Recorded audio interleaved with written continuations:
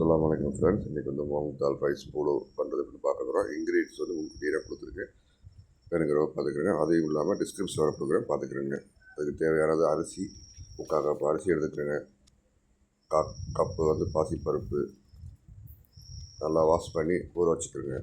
2 தடவை வாஷ் பண்ணி தான் தடவை ஊற வச்சுக்கிறேங்க.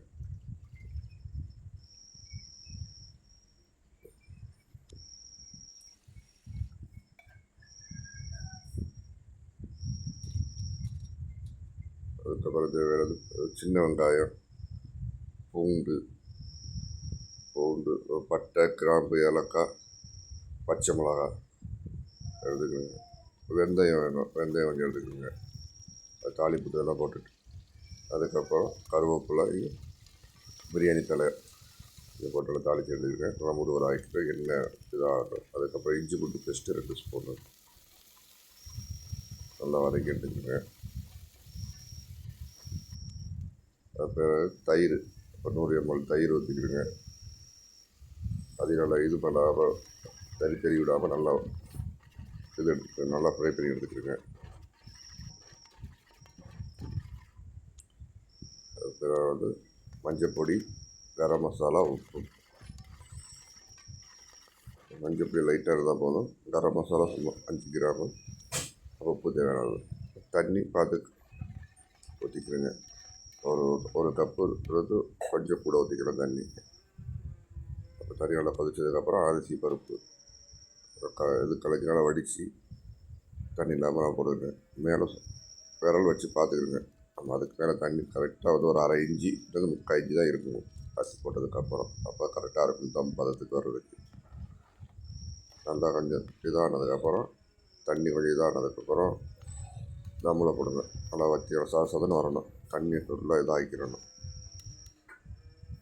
குக்கர்லேயே போட்டாலே ஒரு 15 நிமிஷம் கரெக்டாக சிம்மில் வச்சு பற்ற வச்சதுக்கப்புறம் இந்த மாதிரி வந்ததோட தம் போடுறது ரெடி ஆயிடுச்சு.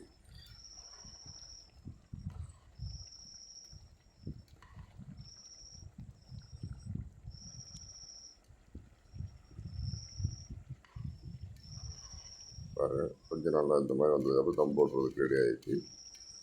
கரெக்டாக அடுப்பை ஸ்லிம்மில் வச்சுட்டு தம் போட்டுடலாம்.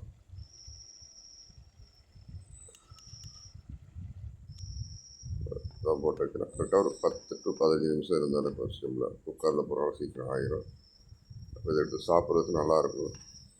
இதுக்கு அது தேவையானது இந்த இது புதினா ஸ்பைசி சாஸ் பண்ணால் நல்லாயிருக்கும். அதை வச்சுக்கலாம். அப்போ தயிர் வெங்காயம் ரைத்தா செஞ்சுக்கலாம். அது கூட ஊறுகாய் ஆட் பண்ணி சாப்பிட்டுக்கலாம். நல்லாயிருக்கும் சாப்பிட்றதுக்கு. பிள்ளைங்களுக்கு, குழந்தைகளுக்கு எல்லாம் ரொம்ப பிடிக்கும். கொஞ்சம் வித்தியாசமாக இருக்கும். செஞ்சு சாப்பிட்டு பாருங்கள். இந்த புலாவை கண்டிப்பாக நல்லாயிருக்கும். அதுக்கு இப்போ வந்து புலாவ் ரெடி சாப்பிட்றதுக்கு தயார். இப்போ இது கூட சாஸ் வச்சு சாப்பிட்டுக்கலாம், இல்லை குழம்பு வச்சு சாப்பிட்டுக்கலாம். நல்லாயிருக்கும். சாப்பிட்டு பாருங்கள். சாப்பிட்டு பார்த்துட்டு எப்படி இருக்குன்னு சொல்லுங்கள், கமெண்ட்டில் போடுங்க.